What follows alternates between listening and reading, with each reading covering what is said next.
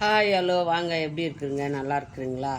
இன்றைக்கி நம்ம மட்டன் கைமால நம்ம கோலா உருண்டை பண்ண போகிறோங்க.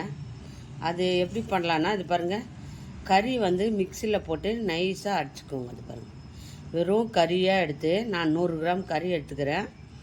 அதை நல்லா மிக்சியில் போட்டு நைஸாக இந்த மாதிரி அரைச்சிக்கோங்க. இப்போ இது உருண்டை பண்ணுறதுக்கு நம்ம என்னென்ன போடலான்னு பார்க்கலாமா? பாருங்கள், நான் வந்து கரம் மசாலா தூள், மஞ்சத்தூள், மிளகாத்தூள் போட்டுருக்கிறேன்.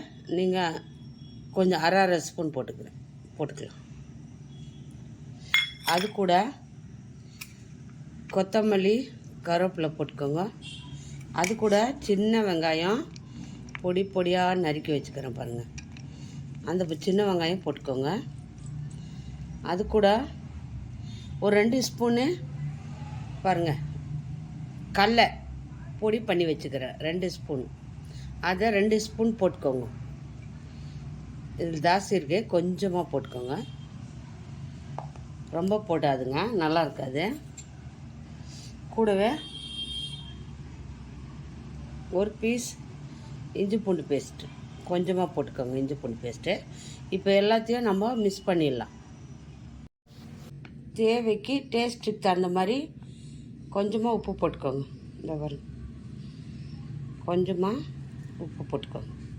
உப்பு போட்டு நம்ம எல்லாத்தையும் நல்லா பிசைஞ்சிடுவோம். பிசைஞ்சு உண்டை பிடிக்கிறது தான் கைமா உருண்டை. நல்லா இந்த மாதிரி எல்லாத்தையும் ஒன்றா பிசைஞ்சு வச்சுக்கோங்க. பாருங்கள், இப்போ நம்ம சின்னதாக எடுத்து கொஞ்சமாக எடுத்து பாருங்கள்,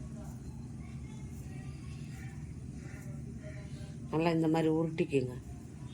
சின்னதாக உருட்டி தண்ணியை வச்சுக்கலாம். ஏன்னா நம்ம இப்போது எண்ணெய் ஊற்றி அதை பொரிக்க போகிறோம். பாருங்கள், அவ்வளோதாங்க.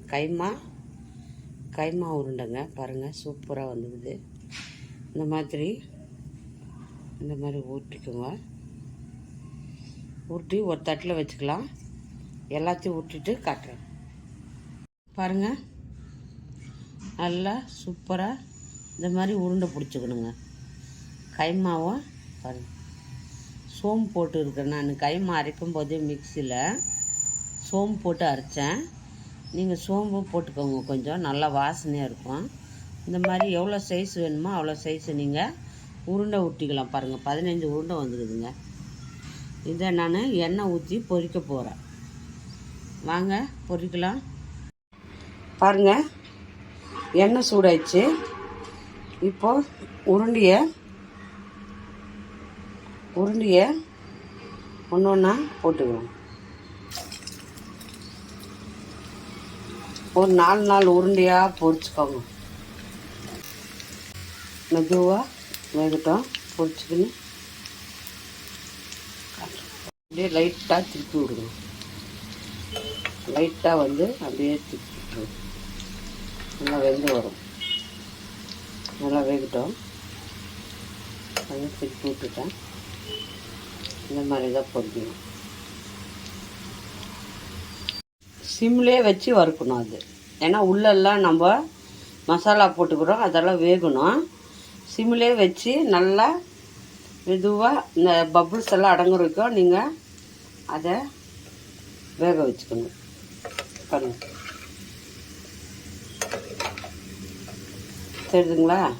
சிம்லேயே வச்சு இந்த பபுள்ஸ் எல்லாம் அடங்கணும். அப்போ தான் உள்ளே எல்லாம் வெந்திருக்கும். ஐயில் வைக்காதுங்க, சிம்மில் வச்சு வேக வைக்கணும். சிம்பிளாக மட்டன் இருந்தால் போதுங்க. மட்டன் கறியை மிக்சியில் அடித்து நீங்கள் கைமா உருண்டை பண்ணிடலாம். வெந்துடுச்சு. இப்போ நம்ம இதை எடுத்துக்கலாம். பாருங்க, நல்லா சூப்பராக வெந்து வந்துடுச்சு. பார்த்தீங்களா? நல்லா உள்ள வெந்துடும். சிம்லேயே வச்சு வேக வைக்கணும். நல்லா மேலெல்லாம் வெந்து வந்துடுச்சு.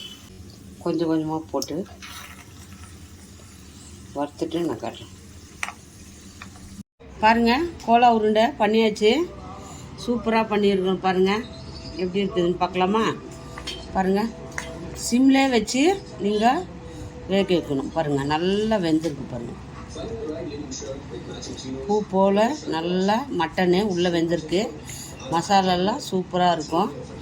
பாருங்கள், இந்த கோலா உருண்டை யார் யாருக்கு பிடிக்குமோ அவங்க மறக்காத அஸ்வின் சீக்ரெட்டை லைக் பண்ணுங்கள், ஷேர் பண்ணுங்கள், கமெண்ட் பண்ணுங்கள், சப்ஸ்கிரைப் பண்ணுங்கள்.